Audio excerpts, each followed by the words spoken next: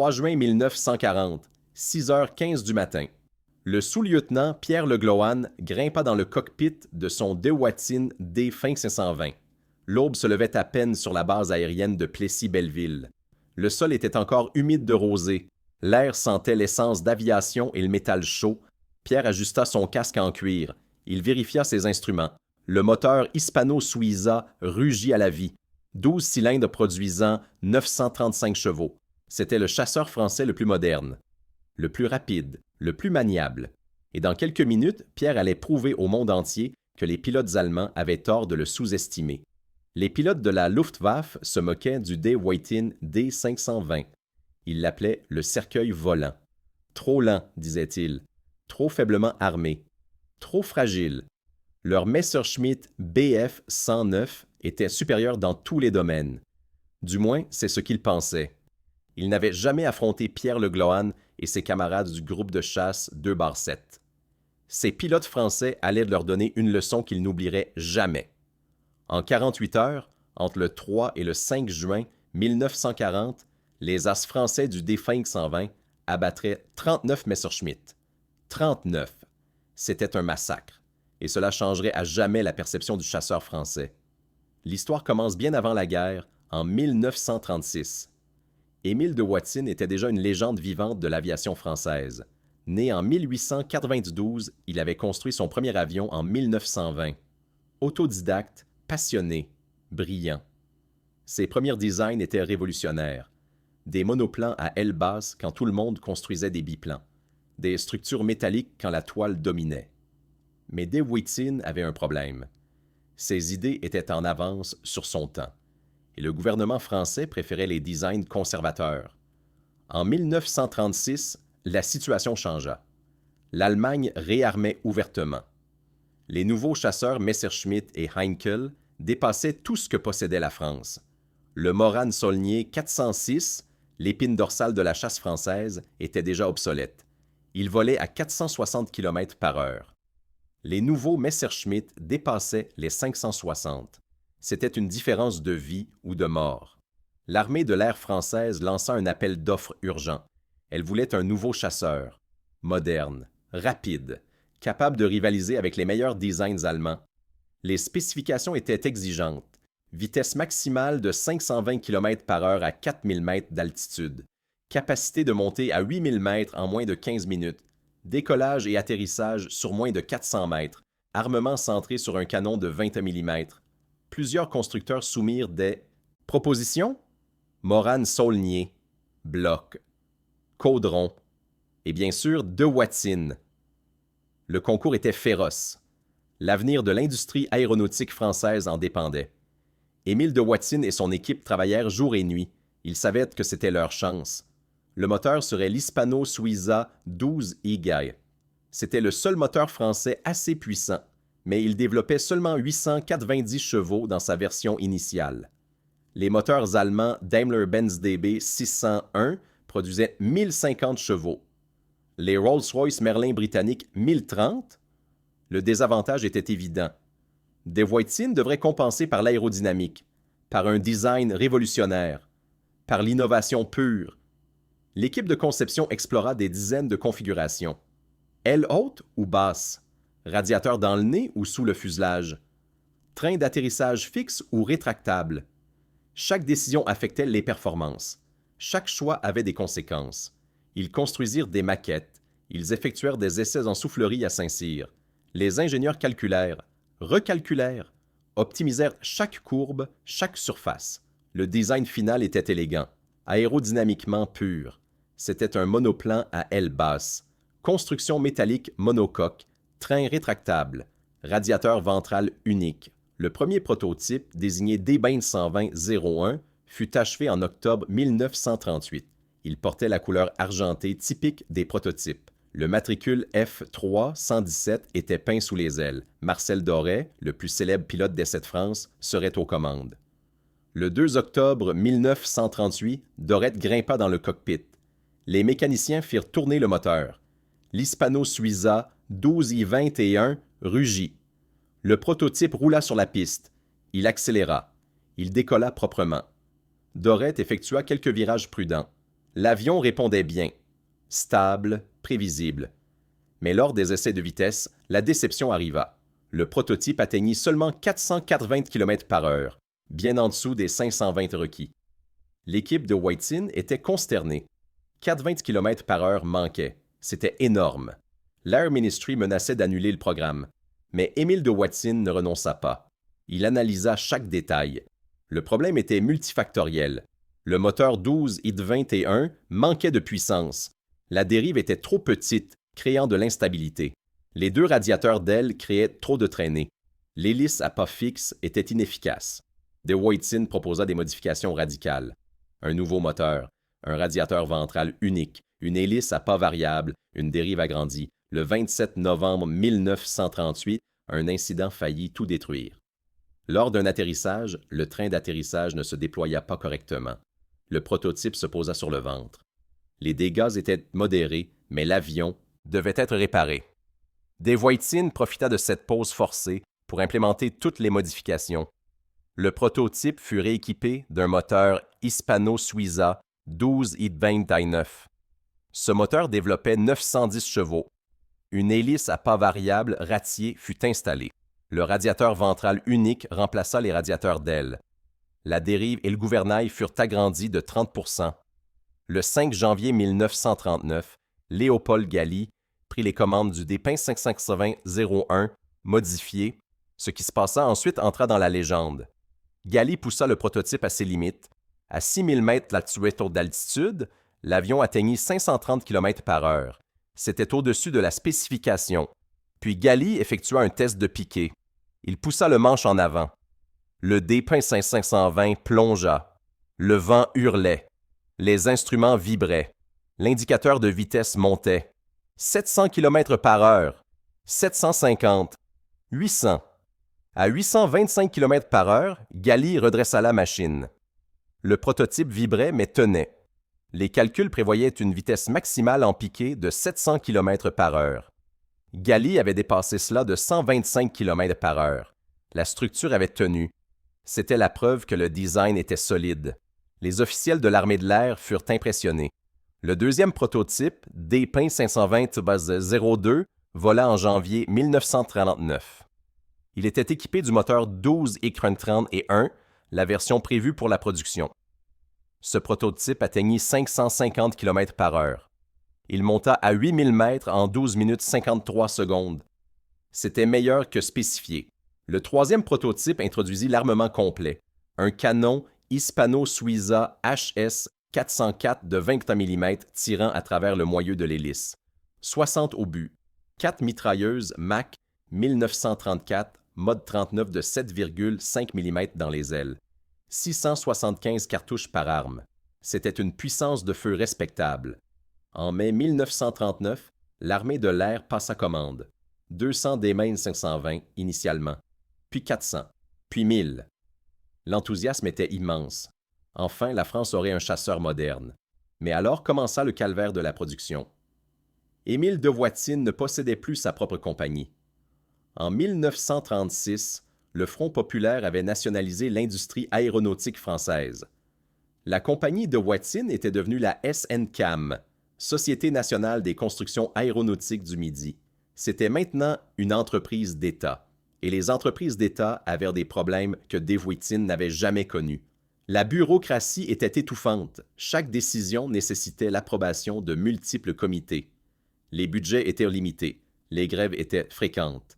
Les ouvriers qualifiés partaient vers des emplois mieux payés. L'outillage moderne manquait. Les usines de Watson à Toulouse n'avaient pas été modernisées depuis des années. Produire le D520 nécessitait 8000 heures de travail par avion.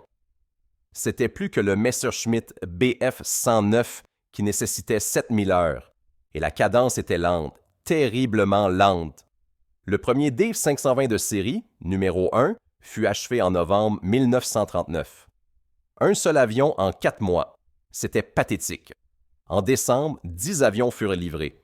En janvier 1940, 23. En février, 33. En mars, 51. La production accélérait mais restait insuffisante. L'Allemagne produisait 200 Messerschmitt par mois. La France produisait 50 Déplin 520 Les mathématiques étaient brutales. Si la guerre éclatait, la Luftwaffe aurait une supériorité numérique écrasante. Le 10 mai 1940, l'Allemagne attaqua. Fall-Gelb, l'offensive à l'ouest, débuta à l'aube. Les Panzers traversèrent les Ardennes. Les Stuka bombardèrent les aérodromes. Les Messerschmitt balayèrent le ciel. La guerre était arrivée. À cette date, l'armée de l'air française possédait exactement 36 D-1520 opérationnels. 36 contre 1400 chasseurs allemands.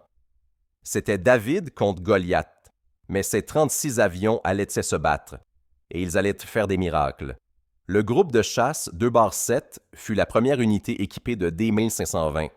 Basé à Plessis-Belleville, le groupe comptait des pilotes expérimentés. La plupart avaient combattu sur MS-406 depuis septembre 1939. Ils détestaient ces avions. Lents, fragiles, sous-armés. Face aux Messerschmitt, les MS-1 406 étaient des proies faciles. Quand les premiers DB-520 arrivèrent fin mai, les pilotes étaient ravis. Enfin, un avion digne de ce nom. Pierre Le Glohon effectua son premier vol sur D-1520 le 28 mai.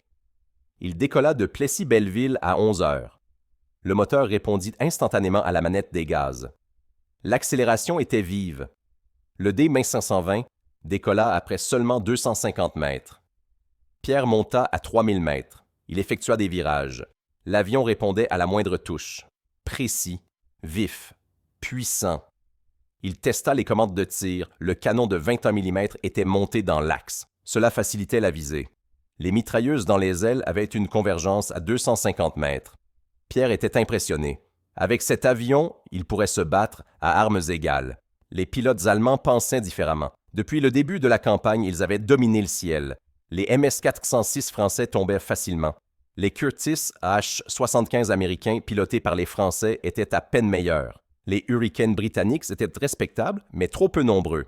Les Messerschmitt Bf-109E régnaient en maître. Leurs pilotes étaient confiants, arrogants même. Quand ils entendirent parler d'un nouveau chasseur français, ils ricanèrent. Un autre Morane amélioré probablement. Rien dont s'inquiéter. Le 3 juin 1940 changea cette perception. Ce matin-là, le GC-2-7 reçut l'ordre d'intercepter une formation de bombardiers. Le radar britannique installé dans le nord de la France avait détecté une grande formation approchant Paris. 12 Heinkel, 111 escortés par 20. Messerschmitt Bf-109. Les Heinkels visaient des installations militaires près de Pontoise. Les Messerschmitt devaient les protéger. Pierre Le Glohon mena 6 D-520 à l'interception. Avec lui volaient le sous-lieutenant Rozanoff, l'adjudant Denis et 3 autres pilotes. Ils grimpèrent rapidement à 5000 mètres. Le taux de montée du D-520 était excellent. 15 mètres par seconde à basse altitude.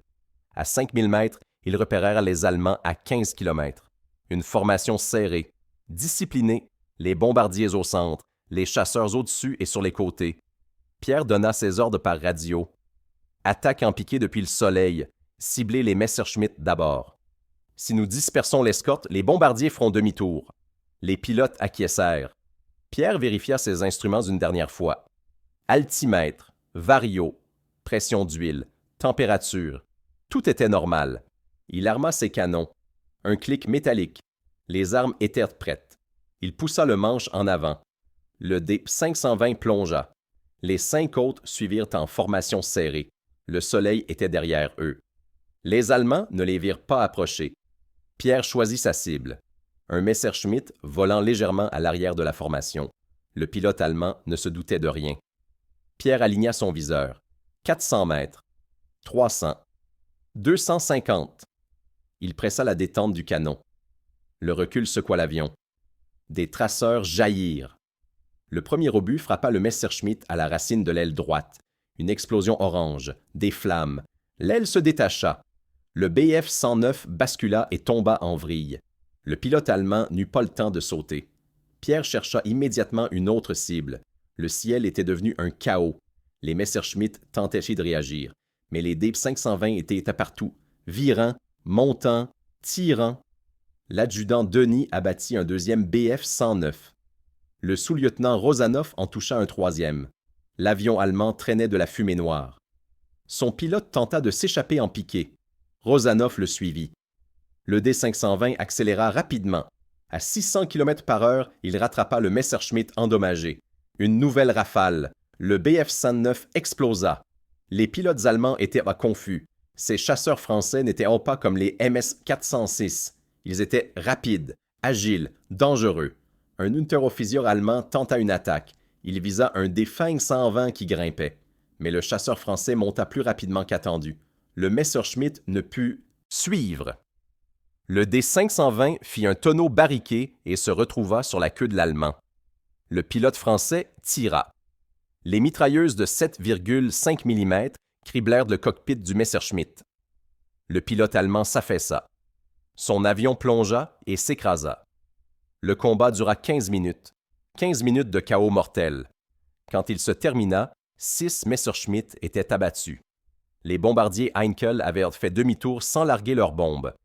Les 6 D-520 français rentrèrent à Plessis-Belleville. Tous, aucune perte, aucun dégât significatif. C'était une victoire éclatante. Les mécaniciens au sol acclamèrent les pilotes quand ils atterrirent. C'était la première fois qu'une unité française infligeait de telles pertes sans subir elle-même de dommages. Pierre Le Glohn avait abattu 2 Messerschmitt confirmés. Rozanoff en avait descendu 2 également. Denis 1. Le 6e était crédité à l'ensemble du groupe. Les pilotes étaient euphoriques. Le D-520 était tout ce qu'on leur avait promis, et plus encore. Mais ce n'était que le début. Les jours suivants seraient encore plus intenses. Le 4 juin, le GC-2-7 fut à nouveau envoyé au combat. Cette fois contre une formation encore plus importante. 30 Messerschmitt escortant des bombardiers Junkers Ju-428. Les Allemands visaient des infrastructures ferroviaires près de Compiègne. Pierre mena 12 des Pin 520 à l'attaque. Le combat qui suivit fut encore plus féroce. Les Messerschmitt étaient en alerte. Ils avaient entendu parler des pertes de la veille. Ils étaient méfiants, mais les tactiques françaises étaient pas meilleures. Pierre divisa ses forces. 6 des Pin 120 attaqueraient les bombardiers directement.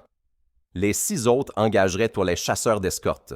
Cette tactique força les Allemands à diviser leur attention.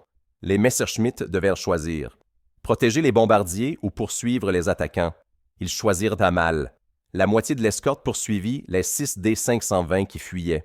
L'autre moitié resta avec les bombardiers. Mais les 6 D-Pin 520 qui semblaient fuir firent soudainement demi-tour. Ils attaquèrent les Messerschmitt de face. C'était du combat aérien classique.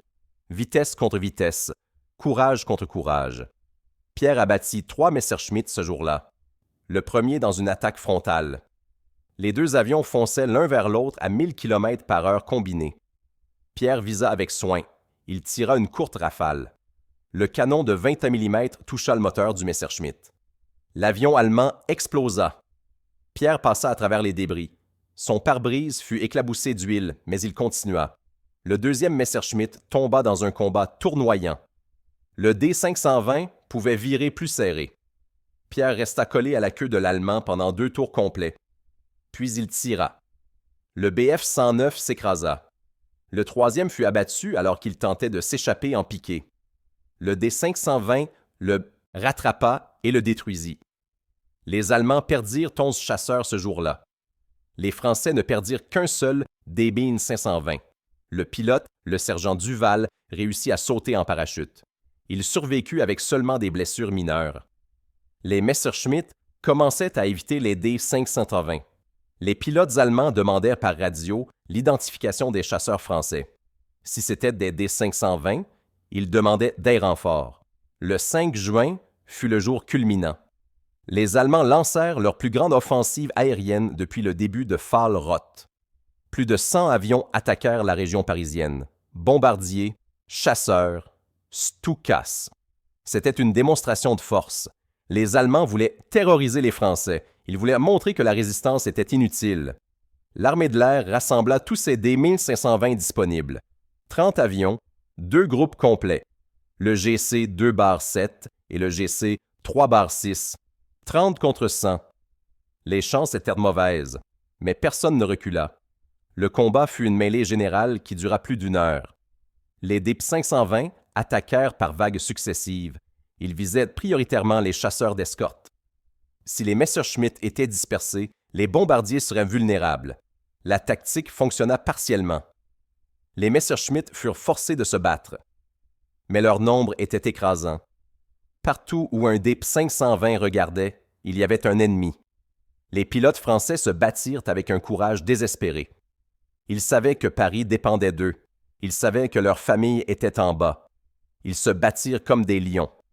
Pierre Le Glohon abattit 4 Messerschmitt ce jour-là. Il devint un as en une seule journée. Rozanoff en descendit 3, Denis 2. D'autres pilotes eurent également des succès.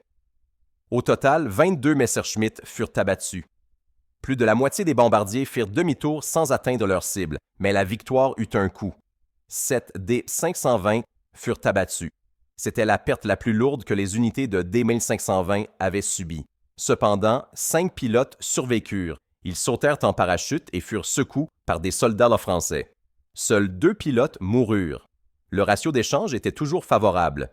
22 Messerschmitt contre 7 D-520, 3 pour 1. Mais c'était amer. Chaque pilote perdu était irremplaçable. En 48 heures, du 3 au 5 juin 1940, les D-1520 avaient abattu 39 Messerschmitt Bf-109. C'était un exploit remarquable. Les pilotes allemands qui avant ricané du chasseur français le respectaient maintenant. Les rapports de combat allemands commencèrent à mentionner spécifiquement le D-120. Un document capturé après la guerre montrait qu'un pilote allemand avait écrit « Le D-Whiting D-520 est un adversaire sérieux, supérieur au Bf-109E, en dessous de 4000 mètres.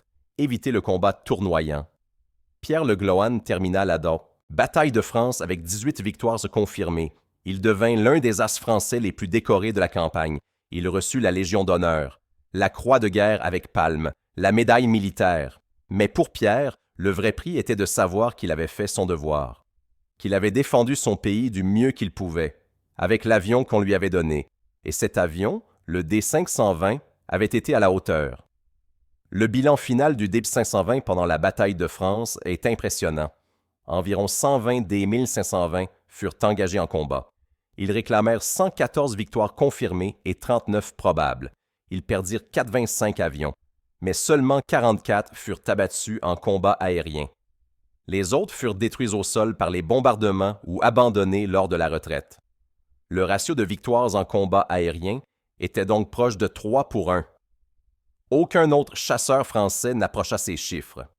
Le MS-406 avait un ratio de moins d'1 pour 1. Le Curtiss H-75 environ 1 pour 1. Seul le D-1520 dépassait largement l'unité. Le 22 juin 1940, la France signa l'armistice. La bataille était terminée. La France avait perdu. Mais les pilotes du D-1520 n'avaient pas perdu. Ils s'étaient battus avec honneur, avec courage, avec succès. Ils avaient prouvé que donné un bon avion, les pilotes français pouvaient battre n'importe qui. Cette leçon ne serait pas oubliée. Après l'armistice, le destin du D-520 devint complexe et souvent tragique. Environ 400 D-520 restaient. L'accord d'armistice permettait à la France de Vichy de conserver une petite force aérienne. Les DB-520 en formaient l'épine dorsale.